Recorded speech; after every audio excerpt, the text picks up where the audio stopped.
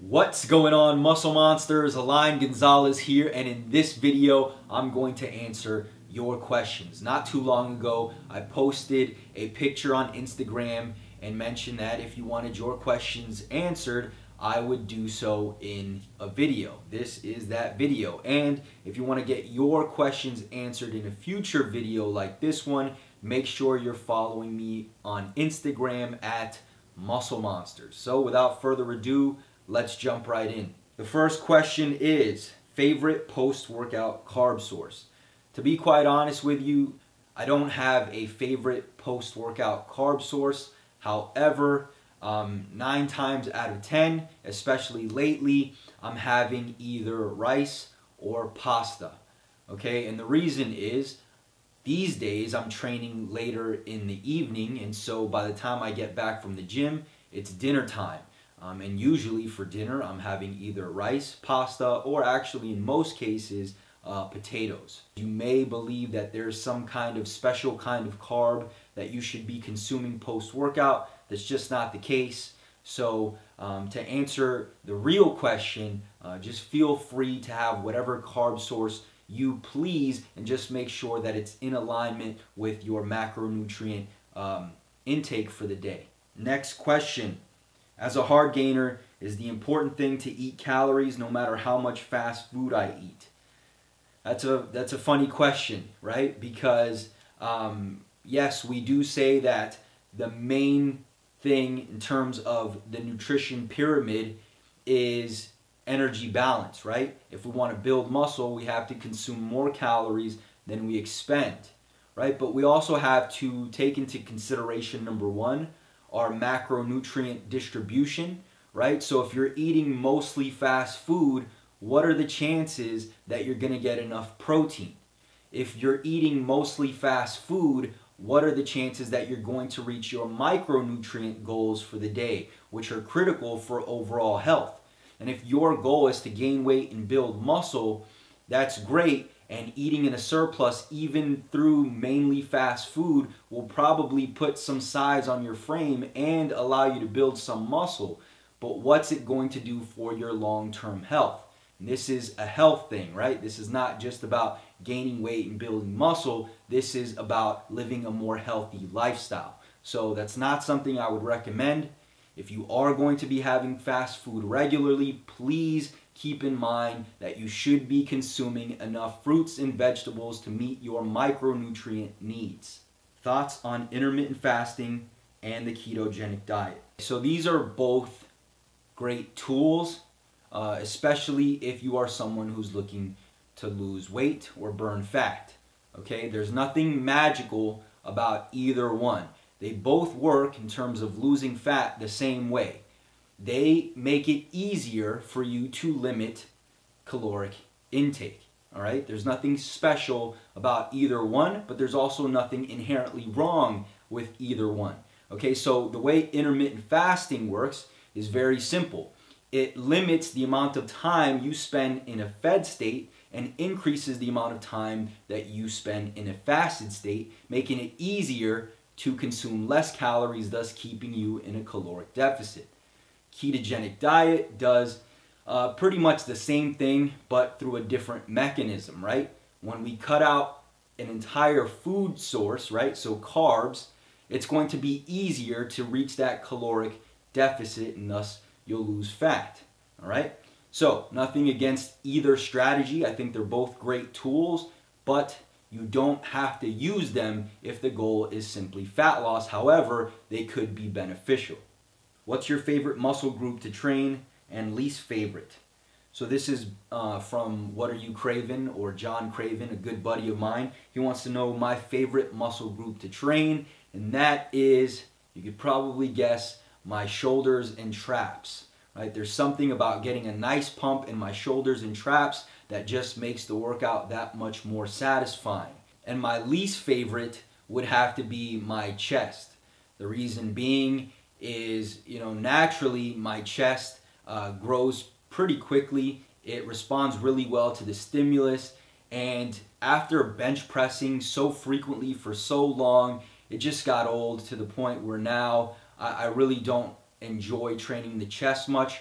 Thankfully though, my chest is pretty well developed, and so I don't have to train it as much or as frequently or with as much volume. So that's that. Next question. What are some realistic strength standards, benchmarks to aim for as a drug-free lifter? Well, that depends, right? Are we talking about in your lifetime? Are we talking about within the first year? Are you a naturally bigger guy, or are you naturally smaller like I am, right? Because that's going to determine what's going to be realistic for you. However, I think for the first year, there are some pretty solid standards, definitely for a bigger guy and most probably for a smaller guy as well. And so maybe a bench press of 225 for a few reps, a squat of 315 again for a few reps, and a deadlift of 405 for a few reps is a pretty standard baseline or guideline that you can use for strength standards. Now, there's obviously going to be a few other factors that will determine whether or not you reach these numbers, right? So for example, if you're a guy who's just starting out and you're weighing 150 pounds, by the end of the year you're about 170, more than likely you'd be able to hit those numbers. If you are someone who was like me, who started lighter, so I was 107 pounds, and then by the end of the year maybe 130, no more than 140, those numbers would still be realistic, but less likely than someone who was naturally a bit bigger, right? Because obviously if you're heavier, you're going to be able to push more weight than if you're lighter, and it's why they have weight classes in powerlifting. So those are just kind of general guidelines. While this guy who's bigger might be able to end up at 225 for 5 reps, this guy who's smaller may still be able to end up at 225, but maybe for 1 rep. A good homemade mass gainer shake. This is my go-to because it's very basic. You're going to take 2 scoops of whey protein. You're going to take maybe 1 packet or half a cup of oatmeal. You're going to take 2 tablespoons of peanut butter, and you're going to take 1 cup of almond milk. You're going to take a banana, you're going to throw that in as well, and you're going to blend that up, and that is your homemade weight gain shake. It's pretty much something that anyone has access to. All those foods are pretty readily available in most households, so that's going to be an easy one that you can make, and give or take, you're probably going to get about 600 to 800 calories just from one shake. How to get from an 85 kilo bench to a 100 kilo bench. I'm going to assume that as of now you're just on a basic linear progression model, and that's great, but at some point it's going to slow down or completely stop, and this is where you start to manage volume and intensity. So have a day where you're training really heavy, maybe 6 sets of 3 heavy reps, and then another day where you're focusing on volume, maybe 4 sets of 10. What's going to happen is when you're training heavy, you're going to increase strength. That strength is going to spill over into your volume work, so you'll be able to use more, a higher load or heavier load for more reps, right? This is going to induce hypertrophy, and thus that increased muscle is going to help you get stronger. That and training with a heavier load is a recipe for strength gains, and then you match that up with the volume day and you got a recipe for strength and muscle size. Have you watched What the Health? Your thoughts? I watched a little bit of it. I'll be honest with you, I'm not the biggest fan of documentaries, especially the mainstream ones, and it's for many different reasons, more than I could probably go into in this Q&A video. But just to kind of sum up my thoughts, I want to link a video done by Lane Norton that I think you are going to find pretty eye-opening in terms of your question, right? So obviously there's going to be tons and tons of different reviews of the movie, but if you want an objective one from someone who really knows their shit, then watch that video. Next question. At what body fat percentage do you think you should start to cut? Probably say around 18%. Anything after that, and you're probably not maximizing your ability to build muscle. Do you have any experiences where you had a bad bulk and a really high body fat percentage? How did you tackle it? I wouldn't say it was a bad bulk, right? I just bulked up to the point where I got to about 18% body fat. And then I signed up for my first fitness competition and set that deadline. So it was pretty much set in stone at that point, and then I had to do the work. Now at the time I wasn't really knowledgeable in terms of nutrition, but I still managed to get down to 5 or 6% just by progressively decreasing the amount of calories I was eating and progressively increasing the amount of physical activity I was doing. Now that's not the exact strategy I would recommend these days, but that answers your question of how I tackled it at the time. These days I tend to stay relatively lean year round. Optimal body fat percentage in the off season during gaining.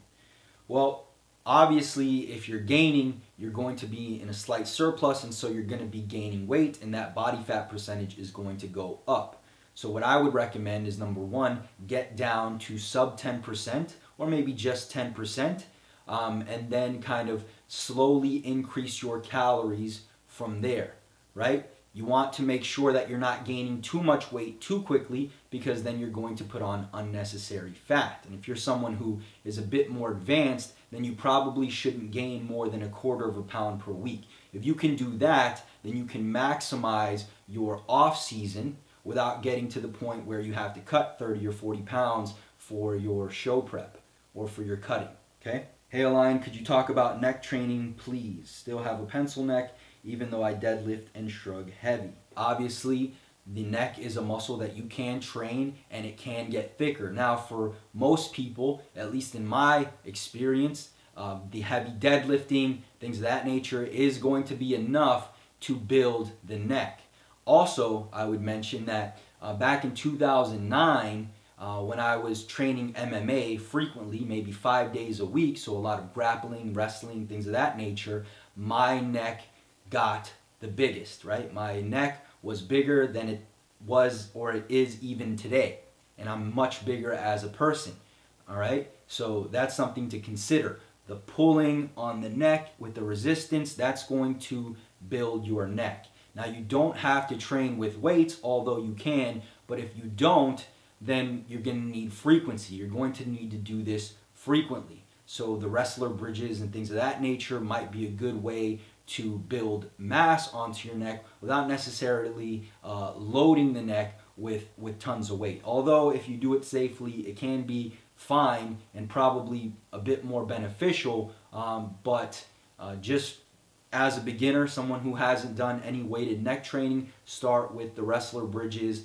or maybe just start, join jiu-jitsu or something and start grappling. You'll notice that your neck will get thicker. Last question. Working out in intense summer heat makes me feel like I'm gonna pass out. Any suggestions on this? My gym does not have an AC. Yeah, number one, choose the right clothing. Breathable shorts, breathable shirt, or no shirt at all. And number two, and probably more important, is hydrate. If you're training out in the heat, or if you're indoors and it's just super hot and humid, or whatever the case may be, you're going to be sweating more, and thus you need more fluid to rehydrate. Okay, so you're gonna have to make sure that you're drinking tons of water, more than you regularly would. Okay, on top of that, make sure that your nutrition is dialed in. If you're eating enough fruits and vegetables and getting those vitamins and minerals, this is also going to help. So number one, make sure that you're wearing breathable clothing. Number two, make sure you're drinking tons of water. Number three, make sure that you are on a healthy diet. And the last one I would add is maybe start training later in the evening when it's not as hot. Okay, so that's pretty much it, guys. I hope you enjoyed. If you did, click the like button below. If you want your questions answered, go to Muscle Monsters on Instagram, and next time I post a picture with a comment stating that it's question time, leave your question there and I'll answer it here. If you haven't already, make sure to grab Mass in a Flash, completely free. Link will be below, or you can click here to download that. Just go there, put your name and your email address. You'll get instant access. Don't forget to subscribe, and I'll talk to you soon.